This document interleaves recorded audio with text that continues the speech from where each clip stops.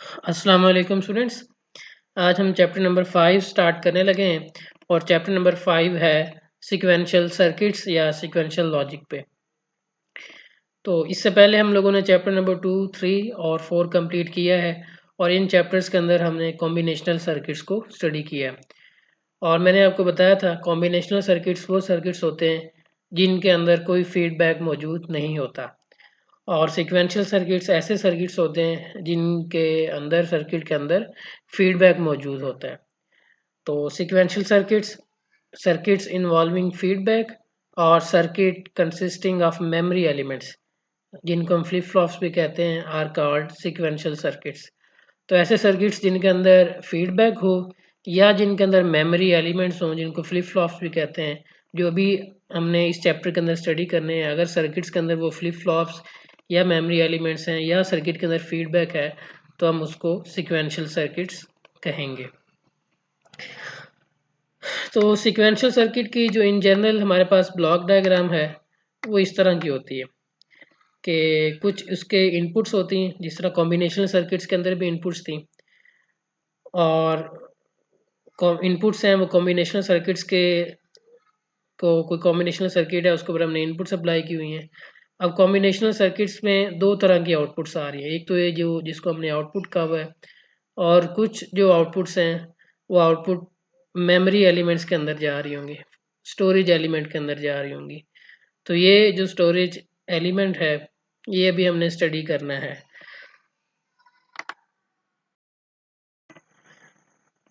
तो ये जो आउटपुट्स हमारे पास कॉम्बिनेशनल सर्किट से आ रही हैं वो एक सिंपल जिसको आउटपुट्स लिखा हुआ है, दूसरी भी कुछ आउटपुट्स हैं जिनका नाम यहाँ पे नहीं लिखा हुआ है, इनको हम कहते हैं नेक्स्ट स्टेट लॉजिक। अभी तक खैर हमने इनको स्टडी नहीं किया। तो कुछ आउटपुट्स आप ये कह लें कि कुछ आउटपुट्स कॉम्बिनेशनल सर्किट से निकलती हैं और मेमोरी एलिमेंट्स के अंदर जाती हैं और मेमोरी एलिमेंट्स से होते हुई जो मेमोरी एलिमेंट्स की आउटपुट होती है उसको हम स्टेट कहते हैं। वो स्टेट दोबारा कॉम्बिनेशनल सर्किट की इनपुट में जाती है। तो ओवरऑल ये हमारे पास जब भी हम कॉम्बिनेशनल सीक्वेंशियल सर्किट्स डिज़ाइन करेंगे या स्टडी करेंगे, अगर हम उनको ब्लॉक डायग्राम लेवल पे देखें तो सब की जेनेरिक टाइप ब्लॉक डायग्राम ऐसे बनेंगी कि कुछ उनमें कॉम्बिनेशनल सर्किट्स होंगे और कॉम्बिनेशनल सर्किट्स में कुछ इनपुट्स होंगी और कुछ ये आप इसको आप फीडबैक भी कह सकते हैं कि ये आउटपुट से दोबारा कुछ फीडबैक भी उसके अंदर आ रहा होगा। और जो कॉम्बिनेशनल सर्किट की आउटपुट है वो कुछ हमारी एक्सटर्नल आउटपुट्स हो जाएंगी और कुछ आउटपुट्स दोबारा मेमोरी एलिमेंट की इनपुट्स के अंदर जाएंगी और ये जो मेमोरी एलिमेंट्स की इनपुट के अंदर जाएंगे उनको हम नेक्स्ट स्टेट आउटपुट कहते हैं। ओके, इस ब्लॉक डायग्राम के अंदर कॉम्बिनेशनल सर्किट्स जो हमने चैप्टर 2, 3 और 4 के अंदर स्टडी किया है, ये यहाँ पे कोई भी वो सर्किट आ सकता है। यहाँ पे एंड गेट्स आ सकते हैं, एसओपी वाला कोई सर्किट आ सकता है, डिकोडर या मल्टीप्लेक्सर या कोई और कॉम्बिनेशनल सर्किट जो भी हमने स्टडी किया वो यहाँ पे आ सकता है। तो हम ये कह सकते हैं कि इस ब्लॉक डायग्राम में ये जो ब्लॉक है कॉम्बिनेशनल सर्किट वाला ये हमने स्टडी कर लिया हुआ है कि यहाँ पे जो टेक्निक्स हैं के मैप्स वगैरह की या और जो मेथड्स थे सर्किट्स को इम्प्लीमेंट करने के वो सारी की सारी हमने वो स्टडी कर ली हैं। और अभी हमने सीक्वेंशियल सर्किट को एज होल स्टडी करने से पहले अभी हमने मेमोरी एलिमेंट्स नहीं पढ़े या जिनको फ्लिप फ्लॉप्स भी कहते हैं या स्टोरेज एलिमेंट्स भी कहते हैं, अभी तक हमने वो स्टडी नहीं किए।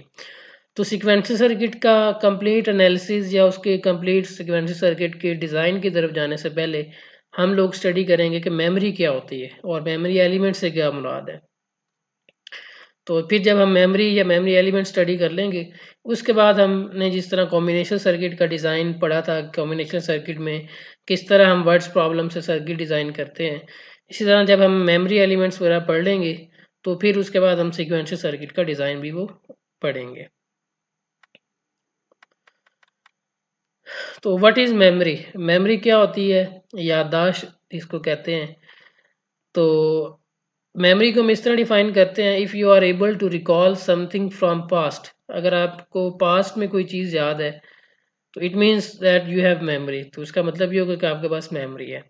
तो आप अगर करंट टाइम के ऊपर आप अगर उससे पिछले वाले टाइम की कोई चीज़ रिकॉल कर सकते हैं या आपको वो याद है तो इसका मतलब है आपके पास मेमोरी मौजूद है। तो ऐसी चीज़ जो प्रीवियस टाइम्स के ऊपर या पास्ट टाइम के ऊपर जो इंफॉर्मेशन को सेव करे या डाटा आपका सेव करे उसको हम मेमोरी कहते हैं। तो ये तो मेमोरी को हमने इन जनरल डिफाइन किया कि मेमोरी को आम सादा लफ्ज़ों में मेमोरी को कैसे डिफाइन करते हैं। अब नेक्स्ट है कि how memory can be define in digital circuits, या इन टर्म्स ऑफ सर्किट्स हम मेमोरी को कैसे डिफाइन कर सकते हैं। तो ये भी इससे सिमिलर ही है, आइडिया सेम है। If a digital circuit is able to recall what input was applied to it some times ago, it means that this circuit has memory. अगर कोई डिजिटल सर्किट ऐसा कर सके कि वो ये रिकॉल कर ले कि कुछ टाइम पहले उसको जो इनपुट दी थी हमने वो कौन सी इनपुट थी, अगर वो याद रख ले या वो उसको किसी तरह अपने अंदर सेव कर ले, तो हम कहेंगे उस डिजिटल सर्किट के अंदर मेमोरी मौजूद है। तो अभी तक हमने जो कॉम्बिनेशनल सर्किट्स पढ़े हैं, अगर मैं इस डेफिनेशन को उन सर्किट्स के ऊपर अप्लाई करूं, तो क्या अभी तक कोई ऐसा सर्किट हमने पढ़ा है कि जो हमें ये बता सके कि पहले हमने उसके ऊपर 0 0 अप्लाई किया, फिर 1 0 अप्लाई किया, फिर 1 1 अप्लाई किया है। तो अभी तक हमने कोई भी डिकोडर्स, मल्टीप्लेक्सर, नैंड गेट्स, और गेट्स, एसओपी, पीओएस या और भी काफ़ी सारे जो हमने सर्किट स्टडी किए हैं, कोई एक भी सर्किट ऐसा नहीं है कि जो हमें इस तरह की इंफॉर्मेशन प्रोवाइड करे कि या ये वो आपको इन्फॉर्म कर सके कि पहले आपने उस सर्किट को 0 0 अप्लाई किया था, फिर आपने उसके ऊपर 0 1 अप्लाई किया था, या आपको ये इंडिकेशन दे कि पहले क्या अप्लाई किया गया, फिर बाद में क्या अप्लाई किया गया पास्ट टाइम के अंदर कुछ टाइम पहले। तो अभी तक हमने ऐसा कोई भी सर्किट स्टडी नहीं किया। तो अगर हम कोई ऐसा सर्किट बना लें या ऐसा सर्किट स्टडी करें जो हमें ये इन्फॉर्म कर दे या ये बता सके कि अब से कुछ देर पहले या पास्ट के अंदर या कुछ टाइम पहले हमने कौन सा डाटा या कौन सी इनपुट उसको अप्लाई की थी, तो अगर वो सर्किट हमें ये इन्फॉर्म कर दे कि पहले आपने ये इनपुट अप्लाई की थी इससे थोड़ी देर पहले, तो इट मीन्स दैट उस सर्किट के अंदर मेमोरी फिर मौजूद है। तो मेमोरी को हम डिजिटल सर्किट्स के अंदर भी इसी तरह ही डिफाइन करेंगे कि अगर हमारे पास एक सर्किट उसके अंदर ये कैपेबिलिटी है कि वो हमें ये इन्फॉर्म कर सके, किसी तरह ये मैसेज प्रोवाइड कर सके कि कुछ देर पहले हमने उसके ऊपर क्या डाटा सेव किया था या क्या उसको इनपुट दी थी, वो अगर हमें ये बता दे करंट टाइम के ऊपर, तो हम कहेंगे उस सर्किट के अंदर मेमोरी मौजूद है, क्योंकि उसने कुछ देर पहले वाली जो वैल्यू है वो अभी करंट टाइम के ऊपर हमें इन्फॉर्म कर दिए, बता दिए। तो इट मीन्स उसने पास्ट में जो वैल्यू हमने दी थी उसको, वो पास्ट की वैल्यू अभी करंट टाइम के ऊपर हमें वो बता रहा है। तो ये इस वजह से है क्योंकि उसके अंदर मेमोरी मौजूद है। ओके, इफ इट, अगर इस तरह का कोई सर्किट हो जो पास्ट वैल्यूज हमें बता सके करंट टाइम के ऊपर, इफ इट हैज़ मेमोरी, इसका मतलब उसकी मेमोरी होगी, तभी वो बता सकेगा कि पहले क्या इनपुट दी थी तो अब क्या दे रहे हैं आप। अगर इफ़ इट हैज़ मेमोरी, इसका मतलब उस सर्किट की अगर मेमोरी हो, then it can store the binary data. तो अगर उसके अंदर मेमोरी है तो फिर हम जाहिर सी बात है उस सर्किट को डाटा स्टोर करने के लिए या कोई बाइनरी इंफॉर्मेशन 1 0 सेव करने के लिए यूज़ कर सकते हैं। Okay, designing circuits that have memory. तो अभी तक हमने जितने भी सर्किट्स पढ़े हैं या स्टडी किए हैं चैप्टर 2 से चैप्टर 4 के अंदर, किसी भी सर्किट के अंदर कोई भी मेमोरी मौजूद नहीं थी। मेमोरी वाले सर्किट्स, जो भी सर्किट्स होते हैं उनके अंदर फीडबैक मौजूद होता है। तो जो सर्किट्स जिनके अंदर मेमोरी होती है, जो प्रीवियस वैल्यूज़ को सेव कर सकते हैं, उन सर्किट्स को, या अगर एक सर्किट को एक एलिमेंट कहें तो हम उसको कहेंगे स्टोरेज एलिमेंट्स। सर्किट्स को कहेंगे स्टोरेज एलिमेंट्स, या उनको लैचेस भी कहते हैं। लैचेस ऐसा सर्किट जो डाटा को सेव कर सके, जो इंफॉर्मेशन को सेव कर सके, उस सर्किट को लैच कहते हैं। तो जो लैचेस हैं are the building blocks that are used to design the digital circuits that can have memory and that can store the data. तो जो हमारे पास एक्चुअल सर्किट्स हैं जो एक्चुअली डाटा को सेव करते हैं, उनमें लैचेस एक बिल्डिंग ब्लॉक के तौर पे आता है। लैचेस के साथ कुछ और एक्स्ट्रा सर्किट्स भी हम ऐड करते हैं जिससे हमारे पास वो फुल एक मेमोरी बनती है।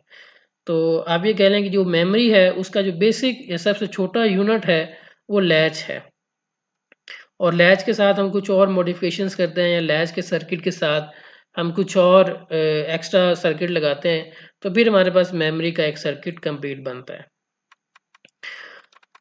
तो आपको पता है हमारे मोबाइलों के अंदर या हमारे लैपटॉप्स या और कोई भी इस तरह की डिजिटल जो डिवाइसेस हैं, हर डिवाइस के अंदर डाटा स्टोर करने की सलाहियत होती है। इसका मतलब है उसके अंदर उनके अंदर मेमोरी होती है। अगर हम किसी तरह से ये ऐसा सर्किट बना लें जो 1 बिट की इंफॉर्मेशन को सेव कर सके, 1 बिट डाटा को सेव कर सके, तो इट मीन्स फिर हम कोई सा उसी जो 1 बिट ऐसा सर्किट जो 1 बिट के डाटा को सेव कर सकता है, अगर हम उसी की 10 कॉपियाँ बना लें तो वो 10 बिट डाटा को सेव कर लेगा। अगर उसकी 1000 कॉपियाँ बना लें उसी सर्किट की, तो वो हमारे पास 1000 बिट्स को सेव कर सकेगा। तो बेसिक प्रॉब्लम सिर्फ ये है कि क्या हम एक ऐसा सर्किट बना सकते हैं जो 1 बिट की इंफॉर्मेशन को सेव करे। अगर आप ऐसा सर्किट डिज़ाइन कर सकते हैं जो 1 बिट की इंफॉर्मेशन को सेव करे, तो इट मीन्स आप कोई सा भी सर्किट बना सकते हैं जो जितनी आपकी रिक्वायर्ड बिट्स हैं उतना ही आपका वो डाटा सेव कर सकती है। जस्ट हमें जो 1 बिट वाला सर्किट है उसको मल्टीपल टाइम्स जो है ना वो यूज़ करना पड़ेगा, उसको उसकी कॉपीज़ हमें यूज़ करनी पड़ेंगी। तो सबसे पहला जो हम सर्किट स्टडी करने लगे हैं, जो एक बिल्डिंग ब्लॉक है 1 बिट मेमोरी एलिमेंट डिज़ाइन करने में जो यूज़ होता है, उसका नाम है SR latch using NOR gate. तो ये लैच है और इसका नाम है SR latch using NOR gate, कि ये एसआर लैच सर्किट है जो कि ऐसा सर्किट है जो ऐसी मेमोरी के अंदर यूज़ होता है जो कि 1 बिट की इंफॉर्मेशन को सेव कर सकती है। तो आप ये कह सकते हैं कि जो लैच है या कोई भी जो लैचेस हम पढ़ेंगे, जो एक लैच है वो बिल्डिंग ब्लॉक होती है एक ऐसे सर्किट की जो 1 बिट की इंफॉर्मेशन को अपने अंदर सेव कर सके। तो S R latch using NOR gates. तो एस आर लैच का सर्किट स्टडी करने से पहले, क्योंकि इसके अंदर नॉर गेट्स आ रहे हैं, तो मैं नॉर गेट का ट्रुथ टेबल आप लोगों को रिकॉल करवाना चाह रहा हूँ। तो आपको पता है नॉर गेट का ये सिंबल है ए बी और बबल और ये एफ उसकी आउटपुट है। नॉर गेट के अगर आप ट्रुथ टेबल ड्रॉ करें 0 0 0 1 1 0 एंड 1 1, तो आपको पता है कि जब ए बी 0 0 होता है तो नॉर गेट की आउटपुट 1 होती है और बाकी सारे 0 1 1 0 1 1 पे नॉर गेट की जो आउटपुट है वो 0 आती है। ये ट्रुथ टेबल आप सब लोगों को पता है अभी तक। आपको ये अच्छे तरीके से इसकी अंडरस्टैंडिंग है कि ये नॉर गेट का ट्रुथ टेबल इसी तरह ही है। लेकिन अभी इस ट्रुथ टेबल को हम एक डिफरेंट वे में इसको एनालाइज करने चाह रहे हैं। अगर आप इस ट्रुथ टेबल की ये लास्ट 3 रोज देखें, तो यहाँ पे 0 1 है, यहाँ पे 1 0 है, या यहाँ पे दोनों 1 है। तो इन लास्ट 3 रोज के अंदर 1 आ रहा है, इधर एक 1 है, यहाँ पे भी 1 है, यहाँ पे 2 1 है, तो कहीं ना कहीं 1 आ रहा है। तो यहाँ से हमें नॉर गेट की और इन 1 के करस्पॉन्डिंग आउटपुट 0 है। तो यहाँ से हमें एक इंफॉर्मेशन ये मिली, नॉर गेट की एक बड़ी इंटरेस्टिंग प्रॉपर्टी का पता चला। प्रॉपर्टी ये है कि अगर नॉर गेट की 2 इनपुट्स में से कोई एक इनपुट भी 1 पे हो तो उसकी आउटपुट 0 हो जाती है। फॉर एग्जांपल यहाँ पे ए 0 है, बी 1 है, क्योंकि बी 1 है, एक भी इनपुट 1 है तो ये आउटपुट 0 होगी। यहाँ पे 1 0 है तब भी 0, अगर दोनों 1 है तब भी 0।